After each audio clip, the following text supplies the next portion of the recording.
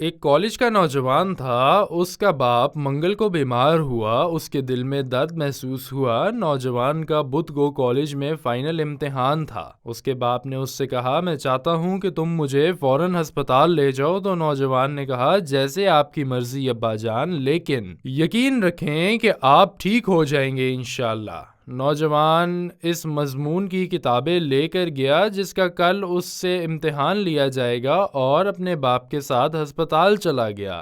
معائنے اور ٹیسٹ کے بعد ڈاکٹر نے اس سے کہا، آپ کے والد کو آج رات ہسپتال میں سونا چاہیے کیونکہ ان کو انتہائی نگرانی کی ضرورت ہے۔ نوجوان اپنے باپ کے ساتھ کمرے میں بیٹھ گیا کیونکہ وہ بہت بیمار تھا اور پڑھنے کے لیے کافی وقت نہیں مل رہا تھا۔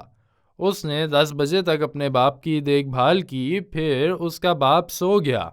اس نے مطالعہ کرنے کی کوشش کی لیکن وہ بہت تھکا ہوا تھا اور سونے کی مزاحمت نہیں کر سکتا تھا، چنانچہ فجر کی نماز کا الارم لگا کر وہ اپنے باپ کے پاس سو گیا۔ فجر کی اذان کے ساتھ ہی نوجوان اپنے باپ کے ساتھ نماز پڑھنے کے لیے اٹھا۔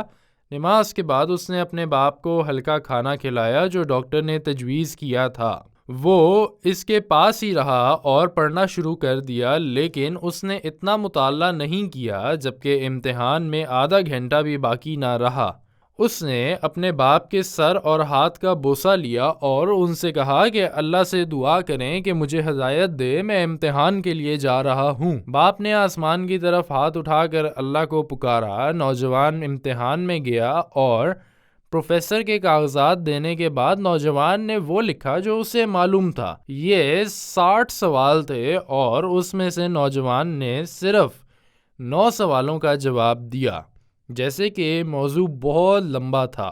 جب نتیجے کا اعلان ہوا تو نوجوان کو معلوم ہوا کہ اس کے پاس اس مضمون میں پورے نمبر ہیں جو کہ اس نے 60 میں سے صرف 9 سوالوں کے جواب دینے کے بعد حاصل کیے۔ تو اس نے کہا، شاید پروفیسر نے غلطی کی ہے۔ نوجوان پروفیسر کے پاس گیا اور انہیں اپنا پورا نام بتایا اور کہا، کیا میں جان سکتا ہوں کہ مجھے امتحان میں کیا ملا؟ پروفیسر نے کہا کہ آپ کو 60 میں سے 60 ملے ہیں۔ نوجوان نے کہا، سچ کہتا ہوں میں اس کا مستحق نہیں، میں نے صرف 9 سوالوں کے جواب دیے ہیں، میں یہ کیسے حاصل کر سکتا ہوں؟ پروفیسر نے اپنے پرچوں پر نظر ثانی کی اور طلبہ کے پرچوں میں سے اس کے نام کا ایک پرچہ نہ ملا۔ تو پروفیسر نے کہا کہ بیٹا سنو، تمہارے پرچے کے ساتھ یہ ہوا کہ جب میں اپنی بالکنی میں پرچے چیک کر رہا تھا تو ہوا کے بہاؤ کی وجہ سے مجھ سے ایک پرچہ نکل کر اڑ گیا، چنانچہ میں نے باقی کاغذ جمع کیے اور کمرے میں آ گیا، اس لیے جو کاغذ اڑ گیا وہ شاید آپ کا ہو، اور چونکہ میں آپ پر ظلم نہیں کرنا چاہتا اس لیے میں نے آپ کو پورے نمبر دے دیے۔ نوجوان نے مسکرا کر پروفیسر کو بتایا کہ امتحان کی رات اس کے اور اس کے والد کے ساتھ کیا ہوا تھا۔ تو پروفیسر نے ہنستے ہوئے کہا، شاید یہ تمہارے باپ کے ساتھ تمہاری نیکی کی وجہ سے اللہ کی طرف سے سخاوت ہو، جیسا کہ نبی کریم صلی اللہ علیہ وآلہ وسلم نے فرمایا، جس نے اللہ کے لیے کوئی چیز چھوڑ دی اللہ اس کے بدلے میں اسے بہت بہتر چیز دے گا۔